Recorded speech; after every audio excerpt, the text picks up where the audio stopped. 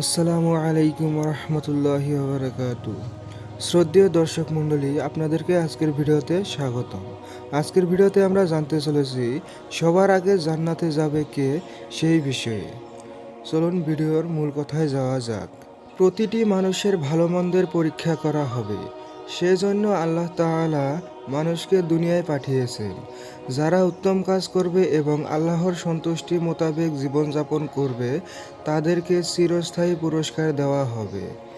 আর যারা মন্দভাবে এবং আল্লাহর রাসূল সাল্লাল্লাহু আলাইহি ওয়াসাল্লামের আনুগত্যহীন জীবনযাপন করবে তাদের জন্য থাকবে চিরস্থায়ী শাস্তি। মৃত্যুর পরবর্তী জীবনের প্রস্তুতি সম্পূর্ণ করার স্থান এই দুনিয়া। ভালো কাজের বিনিময়ে মুমিনদের পুরস্কার স্বরূপ জান্নাতে প্রবেশ করানো হবে, আর মন্দ কাজের কারণে কাফেরদের চিরস্থায়ী ঠিকানা হবে জাহান্নাম। চিরসুখের ও অনিশেষ শান্তির আধার জান্নাতের প্রবেশাধিকার সর্বপ্রথম যিনি লাভ করবেন তিনি হলেন সর্বশেষ ও সর্বশ্রেষ্ঠ নবী মুহাম্মদ সাল্লাল্লাহু আলাইহি ওয়াসাল্লাম। তিনি কেবল নিজে প্রথম জান্নাতে প্রবেশ করবেন না, বরং সঙ্গে নিজের উম্মতকেও নেবেন। পৃথিবীতে রাসূল সাল্লাল্লাহু আলাইহি ওয়াসাল্লামের উম্মত সর্বশেষ, তবে সবার আগে জান্নাতে যাওয়ার সৌভাগ্য লাভ করবে। এটি উম্মতে মুহাম্মাদির জন্য আল্লাহর পক্ষ থেকে বিশেষ সম্মাননা। আর উম্মতগুলোর মধ্যে সর্বপ্রথম জান্নাতে প্রবেশ করবে তারই উম্মত। এ হলো মহান আল্লাহ কর্তৃক প্রদত্ত বিশেষ সম্মান।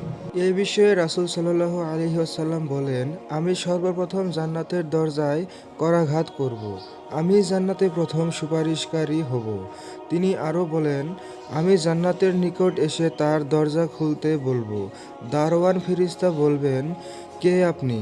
আমি বলবো, মুহাম্মদ। দারওয়ান বলবেন, আমি আদিষ্ট হয়েছি যেন আপনার পূর্বে অন্য কারো জন্য দরজা না খুলি। মুসলিম হাদিস 157। রাসূল সাল্লাল্লাহু আলাইহি ওয়াসাল্লাম আরও বলেন, আমরা দুনিয়ায় সর্বশেষে এসেছি, সর্বপ্রথম কিয়ামতে উপস্থিত হব এবং আমরাই সর্বপ্রথম জান্নাতে প্রবেশ করব। বুখারী হাদিস 238, মুসলিম হাদিস 855। উম্মতে মুহাম্মাদির মধ্যে সর্বপ্রথম জান্নাতে প্রবেশ করবেন আবু বকর রাদিয়াল্লাহু তাআলা আনহু। আবু হুরায়রা রাদিয়াল্লাহু তাআলা আনহু থেকে বর্ণিত হাদিসে রাসূল বলেন, জিবরাইল এসে আমার হাত ধরে জান্নাতের দরজা দেখালো, যে দরজা দিয়ে আমার উম্মত জান্নাতে প্রবেশ করবে।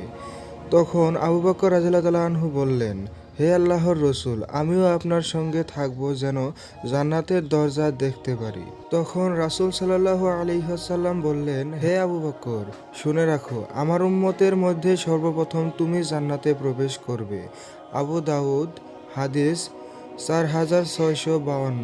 সো গাইস, আজকের ভিডিওটি এই পর্যন্তই ছিল। ভিডিওটি ভালো লাগলে লাইক, শেয়ার ও কমেন্ট করবেন।